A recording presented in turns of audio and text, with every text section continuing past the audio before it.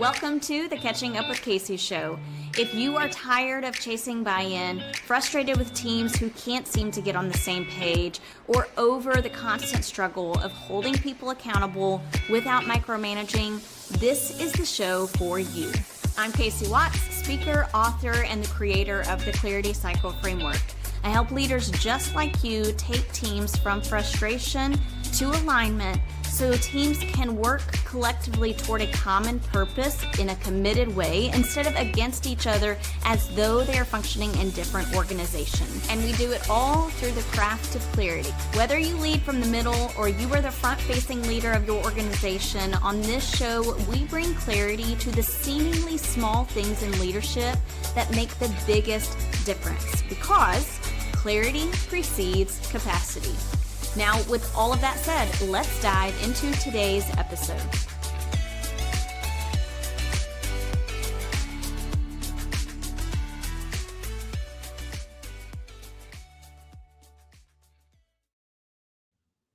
Well, hey, everybody, welcome to today's episode. I'm excited that you have joined us.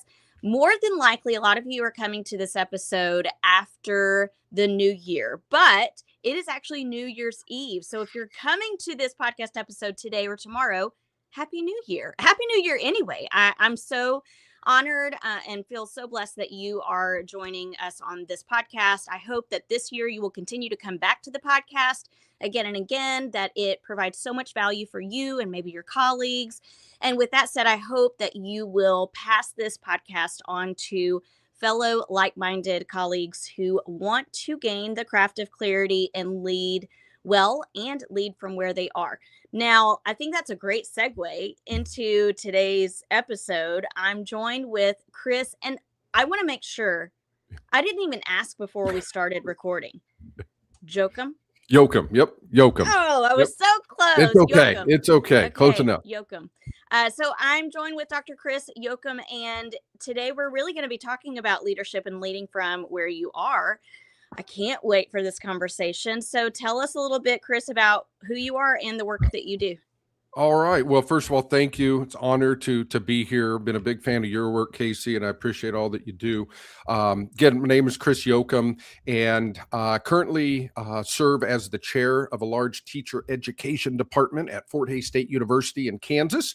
And then I also am founder and CEO of CJ Leadership Solutions, where I work primarily with K-12, higher ed, and then I've been doing some work with corporations on various aspects of leadership training, but started my career as a K-12 educator, and then have been in higher ed now for, a while now, training teachers, and then the last 10 years in a formalized leadership role, like I said, leading a large department.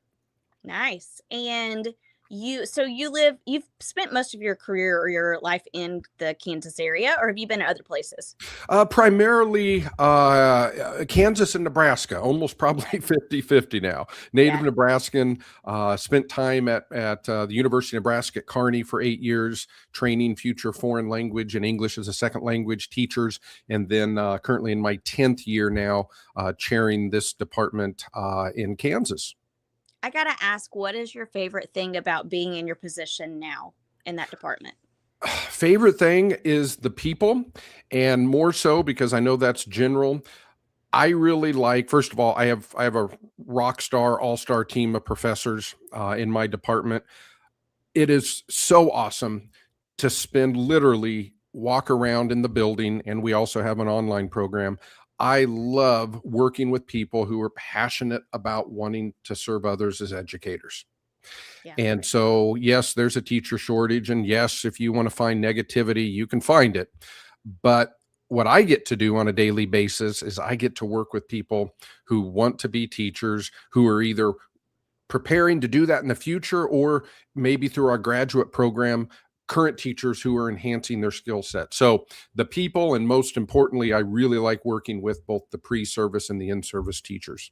Yeah, that's awesome. And we have some connections there because I spent, and we talked about this a little bit before the show, but I spent probably 11 years of my career at a university charter school. And in that charter school, it's set up really uniquely. I don't know that I've been in another school much like this, but there were 2 classrooms per grade level. And in between those 2 classrooms, they had what they called booths. And so there were like, double screens where people could go into the booth and see into the classroom, but the students Mhm. couldn't necessarily see people that were in the booth. So we were observed quite a bit, had lots Mhm. of student teachers and teacher candidates from the education program. So it was really unique, and I enjoyed every bit of that, probably for the same reasons, just really getting to pour into those who want to spend their time and energy and effort Mhm. in becoming an educator who's really great at their craft. So yeah.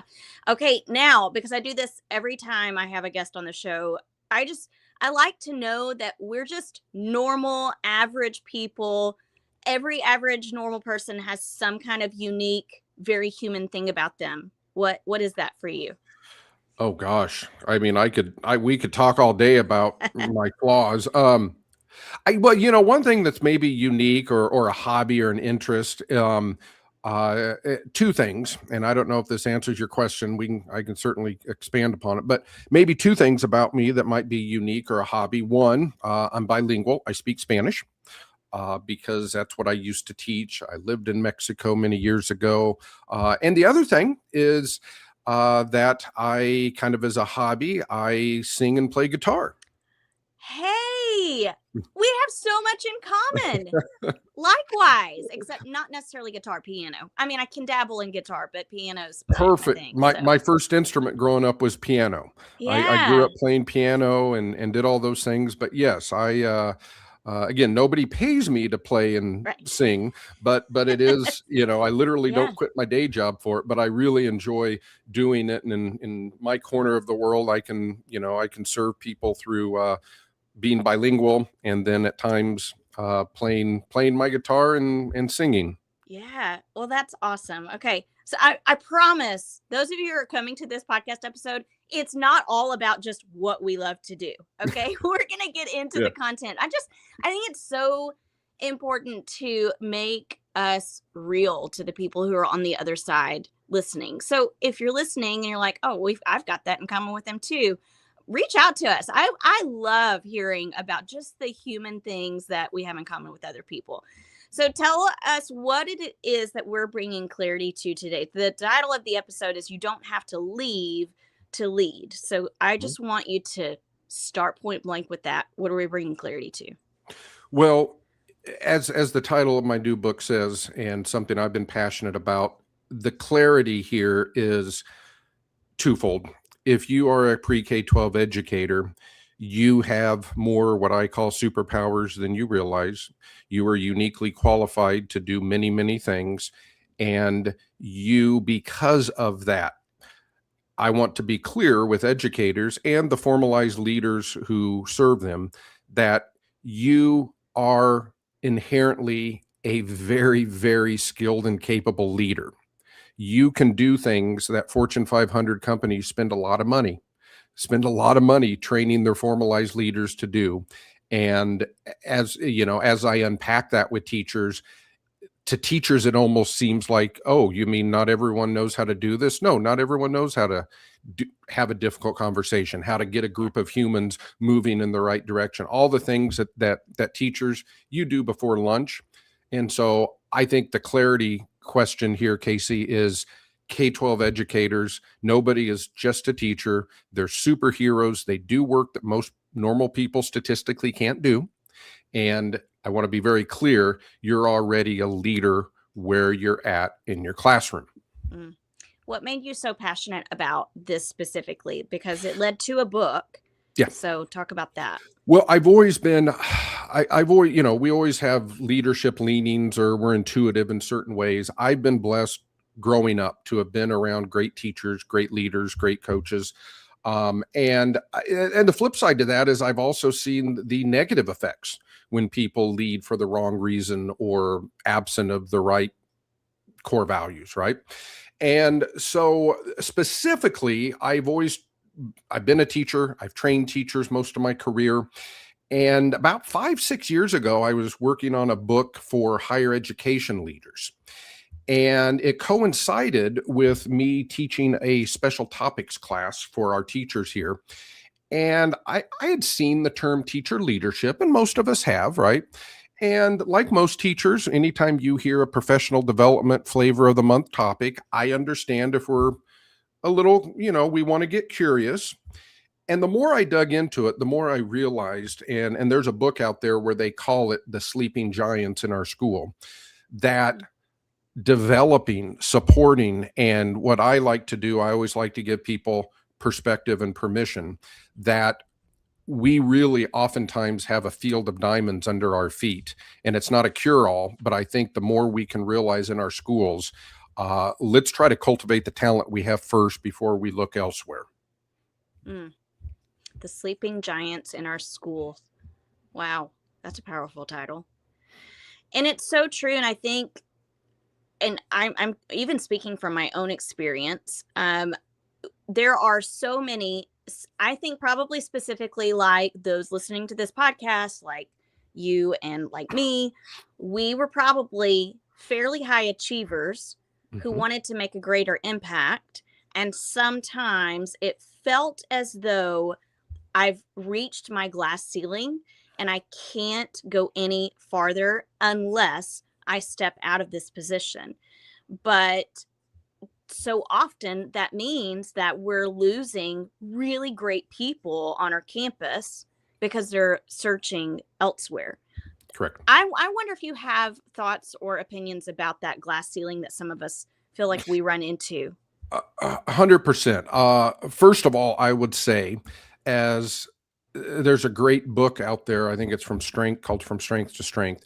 I'm not saying as we get older, but as we mature, it's natural. All I'll say real quick is it's natural for us to want to actually serve at a different level, do more legacy work, right? But with that being said, I think it's important for us, and to answer that question about the glass ceiling. Listen, we need, as you know, we need people going into formal administrative roles in K-12 just as much as we need people in the classroom for the right reasons.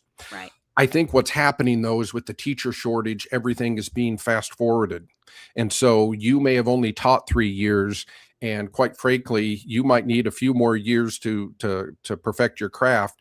And, as a 4-year teacher, you're a veteran now, and now you're in the administrative pipeline. Yep. And so I would say, first of all, we need people to go into formalized leadership for the right reasons. But if you feel as though you've reached a glass ceiling, step one could be, the old, do I want to retire or retread type of scenario, is maybe there are some things that you could do to enhance your practice where you're at. Give you, again, permission and perspective. And, one of two things might happen. You might realize that actually opened up the door and confirmed I need to become a formalized leader, or it made me realize, at least for the immediate future, the next couple of years, I feel fulfilled now because in addition to teaching, I have seen other ways that I can serve the profession. So that's my answer. If you feel like you've maybe maxed out a little bit, is can you expand where you're at, or do you need to be intentional, have some clarity about getting on a path to formalize administration? Because we need great principals as well. Yes, but we need great principals and leaders who are also fulfilled. And that's the Yes. word that I heard you mentioning is Yes. fulfillment. Yes. It's interesting. For the longest time, I haven't written about it necessarily. I haven't talked about it too much. Just in this podcast is where I've talked about it, but it keeps coming up again and again and again. But we have, I think, especially in all sectors, I think we have this. But in education, we have that climbing the ladder trajectory, and people are looking for the next position. But I want us to think about what it looks like to lay the ladder down. So we're looking at this landscape. We're going across it horizontally, and we're growing at each rung in different ways. And that means that I can go along that ladder in any direction. I can go to the right, I can go to the left. And no matter where I'm going, I'm growing in some capacity at each of those levels or at each of those places on my journey. But that word fulfillment is so critical, because if we're not experiencing fulfillment, then we are going to reach our capacity. It's going to turn into burnout. And I think sometimes that burnout almost feels like a glass ceiling when it may not actually be a glass Mhm. ceiling. It could be that we just haven't figured out, how am I going to gain fulfillment where I am right now? And how am I going to grow? I'm not experiencing fulfillment if I'm not growing, Mhm. but I need that self-awareness to decide, to kind of reflect on myself as a leader where I am and leading myself first. So any thoughts you have on that Well, I would love to I hear. love that you say that because I love the ladder analogy. And you probably, it's similar. I think it was Stephen Covey that said, before you get going on climbing the ladder of success, make sure it's leaned up against the right wall. Ooh. And I think it's very similar to what you said is if you are not, I mean, to me, and a lot of my book and the works that I do is it's personal development first, right? Because for the most part, if you are perpetually maybe not happy, whatever, fill in the blank in job A, one thing I've learned in the years that I've been on the earth is I'm every good and bad decision in my life, I'm the one constant variable. and, Yep. and every time I move, no matter what I may or may not put in the U-Haul, I always bring myself. And so, first of all, I always encourage people: is this a professional issue? Is it a personal issue? Right? Yeah. But I do think that we need to make sure. And again, we write the books, as you know, that we need. And anything I tell you, it's because I messed up and I needed help with it. Yep. Is I think it's really important, as you said, we need to be clear on who we are, why we serve, and what brings us joy, and how we can fulfill or offer value to others. And in the start of my book, I actually tell a story about I was at a conference with K-12 educators and professors, and I heard someone just in passing say, "Hey, I hadn't seen you. How's that admin job?" And they essentially said, "Well, it's okay, but I miss the classroom, but I always wanted to be a leader." And I think if you're not enough without the title, you're not going to be enough with it, Yep. because the title and the parking spot and all of that fades after a while. Mm-hmm. And so, and you might know this, Casey, is with social media, it's not too hard to find people that like to post about why I left teaching. My hunch is if they're being honest, follow them around for 6 to 18 months, they're going to post why they left the next job. Yeah. Uh, Yeah. because Yeah.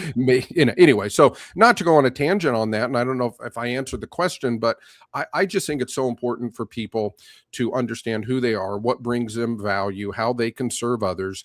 And once you're pretty clear on that, then it's easier for you to kind of take, we're all the CEO of our personal corporation, our personal career. Once you understand who you are, it's easier to take that into different areas, whether you Mm-hmm. move up the ladder, horizontally, whatever. So again, like you said, we need to find out who we are, what we believe, what our personal mission statement is. I know we're both Simon Sinek fans. Mm-hmm. What's your why? What's your greater, bigger why? Once we figure that out, it doesn't make the work easier, but I do think it makes it easier to navigate. Yeah. What is fascinating to me is how many people go into these positions of leadership. So, principal, assistant principal, whatever the case may be. But when we climb the ladder, I think oftentimes people are pegged for those positions, but they're not prepared for those positions. So, a master classroom teacher, Mm. someone's thinking that they tapped them on the shoulder and they said, "Oh, master classroom teacher, you should probably be a leader." So they get thrown into that next role, instructional coach, maybe. They thrive in that because they're a high achiever. They get thrown into the next role because they're a high achiever, but they've never actually been trained how to be a reflective leader who has the self awareness, the social awareness, the emotional intelligence that are required to work with other complex adults. It's Oh, mind boggling to me. amen. I mean, I am the reason I wrote my chair book is, and this isn't an indictment on higher ed, this is just how, like you said, how organizations work. Like I always say, is just because you're the best person on the widget assembly line doesn't mean that you would be the best CEO of the factory. Mm-hmm. And I think with the best of intentions, we make that connection. And I think with training, I think a lot of people, you know, leadership, there's part of it that is innate. There's other parts that we can train. And I do think that we need to be intentional and understand that the best fourth grade teacher might have the ability to be a great assistant principal, a great principal, maybe someday a superintendent. But just essentially moving them from the fourth grade room into the administrative office by itself, we're almost doing them a disservice because Yeah. we are completely changing the job that they're doing. Yeah. And so, yeah, I think in every organization, we need to be mindful that the best fill in the blank worker isn't necessarily the best prepared to run the organization or be in a formal role of leadership. Yeah. So then let's kind of shift the conversation. I actually want to go back to our title is You Don't Have to Leave Mhm. to Lead. What has to be present in a school in order for that to be true? So one of the questions I think we were talking about looking at is why that teacher leader training is so important, why it's overlooked. Well, you know, two things. And in the book, I do have a chapter or two, because this book is for administrators as well, on in ideally what this would look like from a district or at least a building level. Now, my footnote to that is even if you're not in that area, in that type of environment, you can still, you're the CEO of your classroom and the four walls of your room, you can still get better for the sake of getting better and enhance, you know, use this Right. as professional development. So ideally, what would happen and what it would look like is you would have an administrative team that is evolved enough, if I can use that word, as leaders, that is vulnerable enough to realize that the more they enable and build capacity in the classroom teachers, actually, I'll step up, every adult in the room, every adult in the district, actually, the more they are enhancing their reach and their ability to affect change in that building, right? Uh, as you know, a principal can't be in every single classroom, but you can set up, create an environment to where you've enabled those, empowered those in the classroom to kind of come along with a vision that you set for the organization. So ideally, it just takes, I would say, leaders, formalized leaders who are curious enough and who are willing to say, what would it look like for us to adopt this culture, this climate, this mindset? And it's not, as you know, and I think you talk about this in your book, it's not something that you have to spend money on, that you have to, you know, adopt a new curriculum. It's really, how are we going to day by day, how are we going to align ourselves with core values and behaviors that at the end of the school year, you know, with 180 days of interest, that are going to mean we are a district that values our teachers as leaders, that empowers them appropriately. And at the end of the day, we know that to some extent affects student achievement, faculty morale, and teacher retention. Yeah. As you're talking, it's reminding me of Liz Weibsman's book, Multiplier, The Multiplier Effect. But she has another one called Multipliers. But so the two books, I think she wrote Multipliers in as her first book, but then it transitioned, or not transitioned, but she wrote another follow up book, The Multiplier Effect, that is specific to tapping into the genius in your schools. It is a fantastic book to read because she really outlines how to be a multiplier versus a diminisher, and you're really looking to multiply that intelligence, so you're trying to be a talent finder. And I if we could, as the positional leaders, get into the mindset and habits of cultivating the genius in our people, wowza. I mean, it would make Yeah. such a tremendous Yes. difference in our culture, but it also would make a tremendous difference in what it is we find that we value.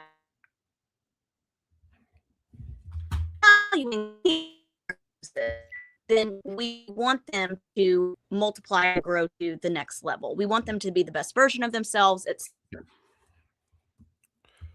us. Okay, you cut out for a second there, Casey, but I think you're back. Okay. Oh, I'm back, Your and you're audio, back. your I think audio. we both froze. Did my Okay. audio Oh no. freeze? So Okay, you didn't we're back. hear the powerful things that I just said? I heard most of it, but Just kidding. I just talked about multipliers and diminishers. I heard that. Yes. Okay. Yes. Yeah. Yes. If we go back and listen to this, I'm hoping that people heard at least some of it. But tell me your thoughts on that. Well, one of my over the last couple of years, I guess a colleague, friend, and mentor, Brad Black, CEO of Human X Ventures, he has a wonderful book called Talent, Culture, and Teams, where he talks just about that. And the part of me that at one time thought I would spend my career as a high school teacher and coach, I guess I do take a coaching mentality to leadership. And you have to have an eye for talent and an eye for development. And I learned long ago, a couple things, Casey, is I never want to be the smartest person in the room, because when I surround myself with people that can do things I can't, one, I don't work as hard and I still look good.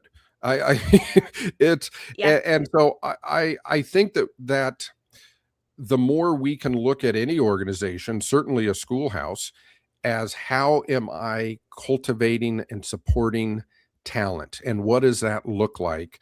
And it's sometimes supporting talent, and every year Gallup does a worldwide leadership poll, and they always find this: of people that voluntarily leave a job, over 75% say that in I think the 60 to 90 days preceding their departure, if a leader would have simply said, "How are you doing? How can I help you?"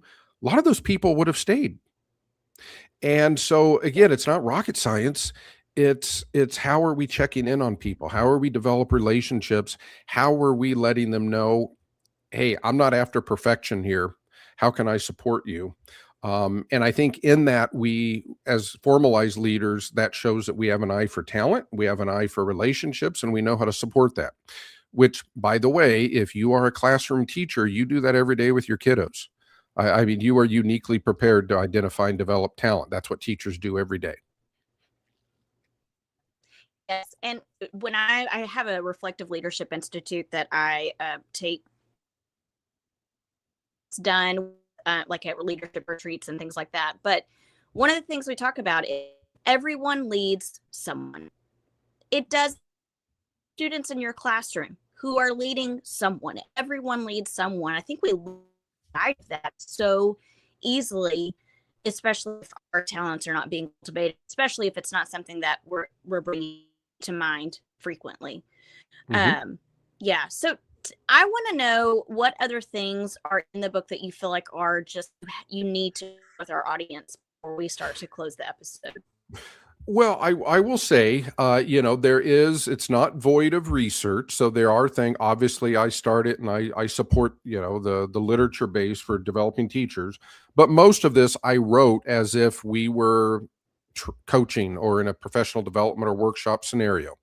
And it aligns with the course that now, I don't know, 6+ years I've taught on leadership. I would say a few things that are in there that I think are very important that I know have already added value to people.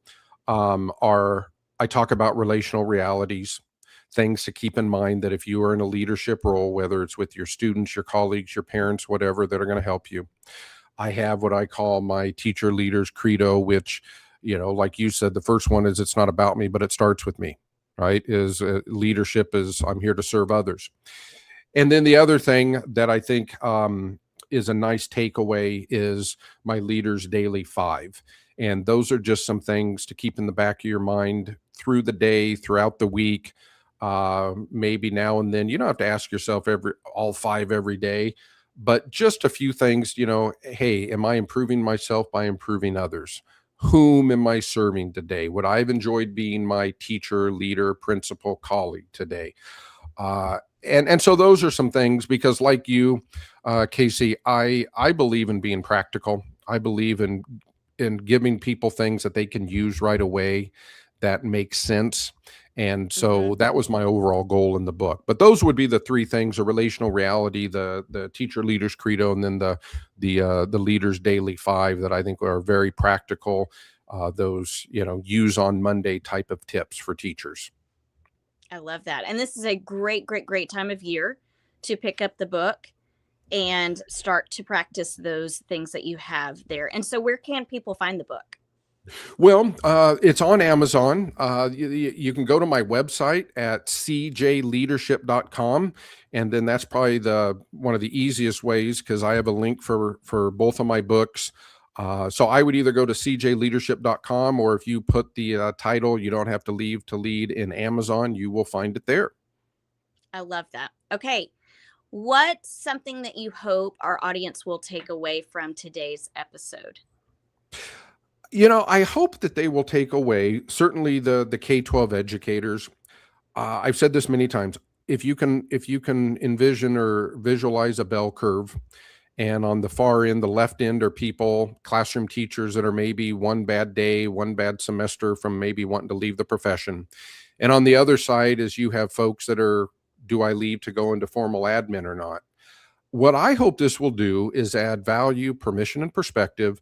Those that are maybe one bad day, one bad whatever from leaving, I hope it gives them the encouragement and the perspective to realize they need to stay in the classroom serving kids, that they can do it. Those on the other end, I hope it gives them the affirmation of, yes, I think I'm ready to go into a formalized role, or maybe not yet, but I can still add value where I'm at.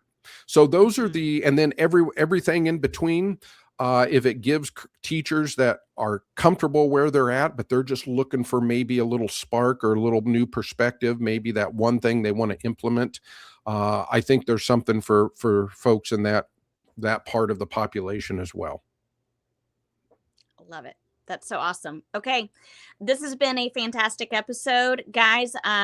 If you want to connect with Chris, go to the website that he mentioned. It will be in the show notes. He is on LinkedIn. Any other places that I'm missing? LinkedIn, I have a YouTube channel. I'm getting better. I'm getting better at uploading content to my TikTok for CJ Leadership. But probably the place to start would be my website or LinkedIn. Okay. Awesome. Thank you, Chris, for coming on the show. I appreciate it. This has been so great. And everybody, we will catch you in the next episode. See you later. Hey, listener, I am so honored that you listened to today's episode, and I hope you gained something valuable from it. I'd also be honored if you did me 3 solid favors. First, subscribe to this show. I've got a lot of great content coming up, and I don't want you to miss any of it. Second, be sure you're following me on social media platforms. You can find me at Catch Up with Casey on LinkedIn or Instagram. And finally, if you are looking to book a dynamic and relatable speaker for your next event, conference, or retreat, I would love to bring a message about how the craft of clarity makes a significant impact on both leadership and life. Until next time, always remember, clarity